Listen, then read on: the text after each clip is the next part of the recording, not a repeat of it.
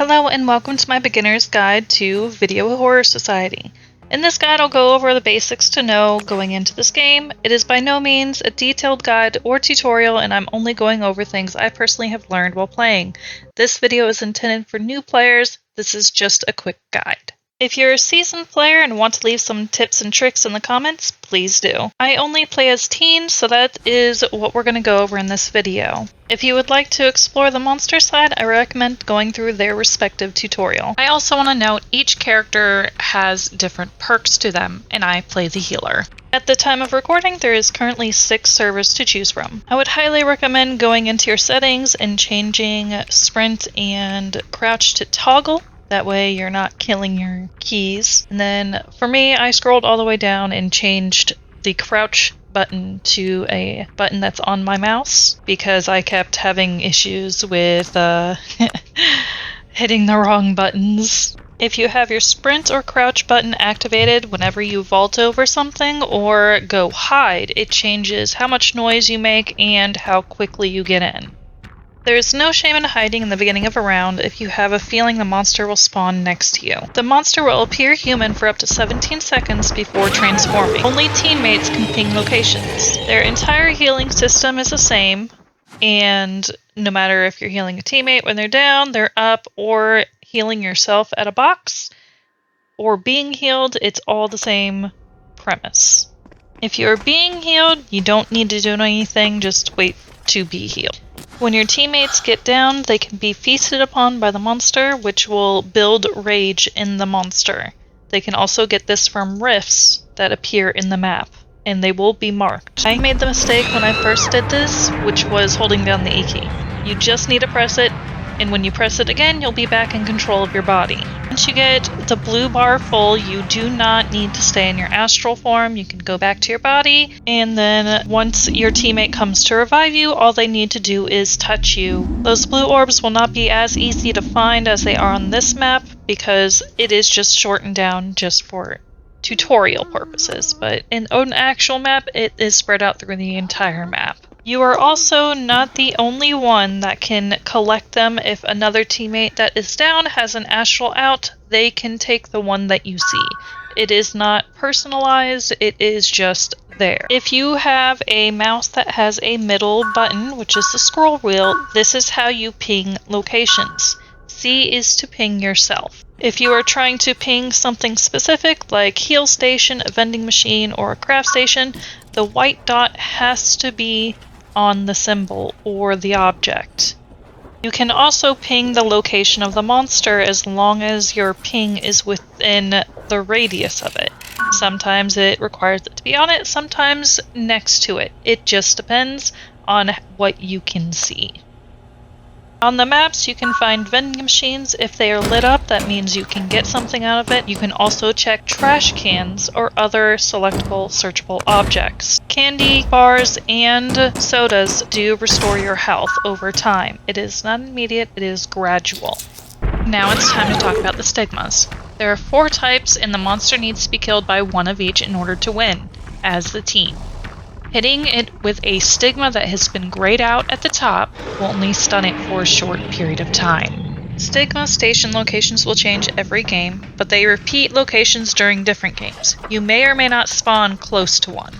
When you're in a game, if you miss one of the reaction checks, the monster will be alerted to your location.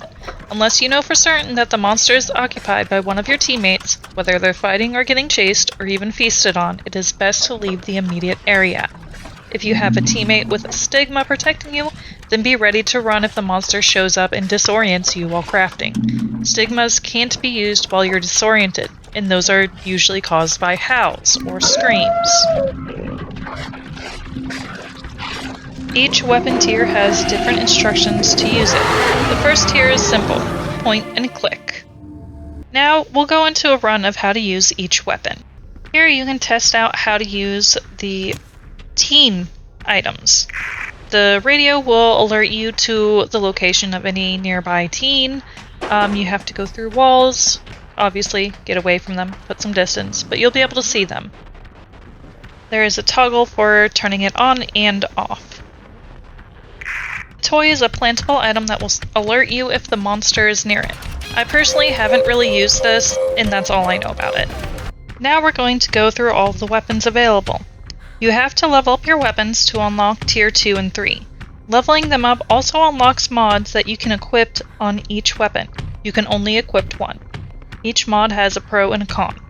Leveling up each weapon will also unlock skins for it. As a stigma is used on a monster, there will be a bar filling up on the top for that symbol. When it fills, the monster will die from that stigma. If it's grayed out, it will simply stun them. I recommend stunning them if you or a teammate have a stigma ready that the monster hasn't been killed by yet. Weapons do not last forever. They are only good for one round of use until their charge is depleted. After that, you will need to craft another weapon. To make sure you're using the weapon correctly, check the bottom right for the use instructions.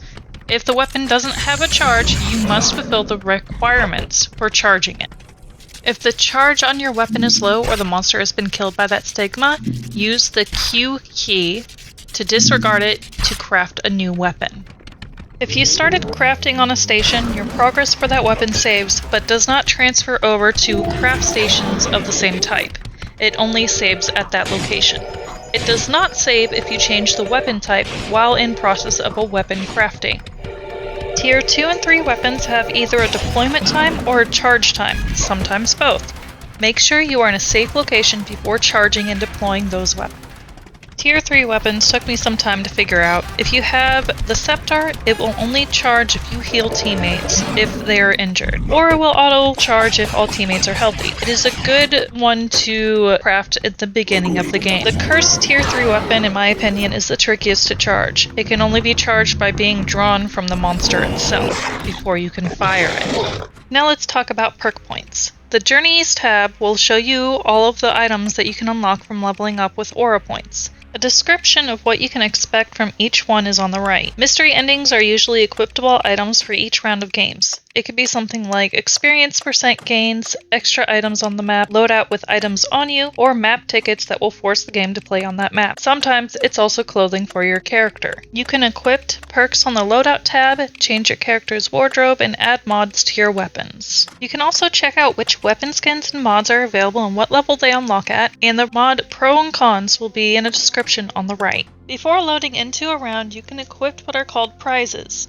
Each one does different things, and they range from experience additions, extra items, and map tickets. Be careful though, if you don't unequip it, it will keep using them until you're out. The matchmaking still has some issues, and if someone leaves the lobby, it will be faster to leave and wait for a new one than for it to fill. You've just killed the monster! Fantastic!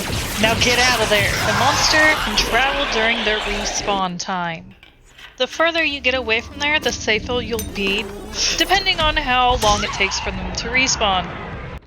When fighting the wart, they have a shield that they can summon to protect them from the stigmas. It doesn't last forever, and it can break. The doll has puppets that they deploy, which can be deactivated while crouching, otherwise the monster will activate it.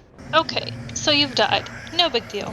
Just wander around until you find this and then ping and pray your teammates are able to get the book and revive you or another dead teammate. This is called the Book of the Dead, and there is always one book on each map. When you die, it's quiet when you're in your astral form, except for when you find this book. It'll be the only thing that makes noise. And when you do find the book, you have to ping it so that it lets everyone know exactly where it is. When spectating, the camera is controlled by the player you're spectating.